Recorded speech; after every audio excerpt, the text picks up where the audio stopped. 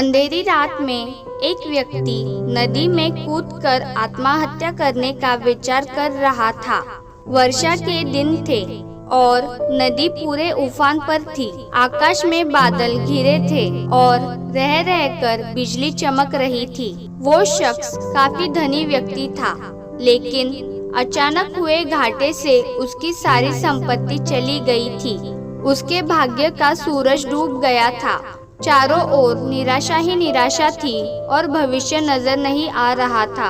उसे कुछ सूझ नहीं रहा था कि क्या करे, तो उसने स्वयं को समाप्त करने का विचार कर लिया और नदी में कूदने के लिए जैसे ही चट्टान के छोर पर खड़ा होकर वह अंतिम बार ईश्वर का स्मरण करने लगा, तभी दो बुजुर्ग परंतु मजबूत बाहों ने उसे रोक लिया।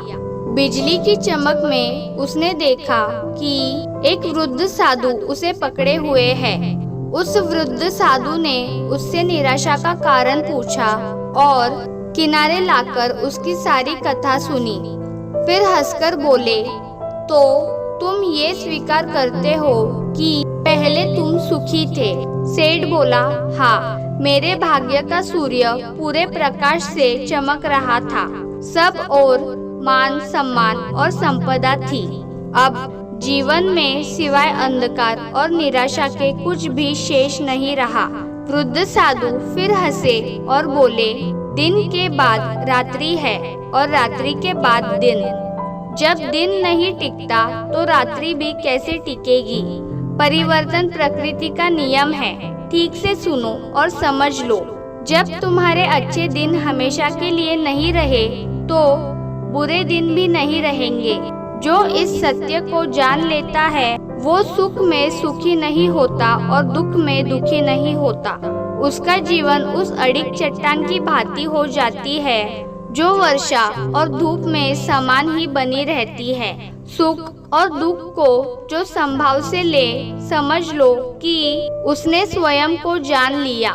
सुख दुख तो आते जाते रहते हैं, यही प्रकृति की गति है। सोचो, यदि किसी ने जीवन में एक जैसा ही भाव देखा, हमेशा सुख का ही, जिस चीज की आवश्यकता हुई उससे पहले वो मिल गई, तो क्या वो कुछ उपहार पाने की खुशी का अनुभव कर सकता है? दुख न आए तो सुख का स्वाद क्या होता है, ये कोई कैसे जाने? इसीलिए जीवन में सुख और दुख दोनों जरूरी है।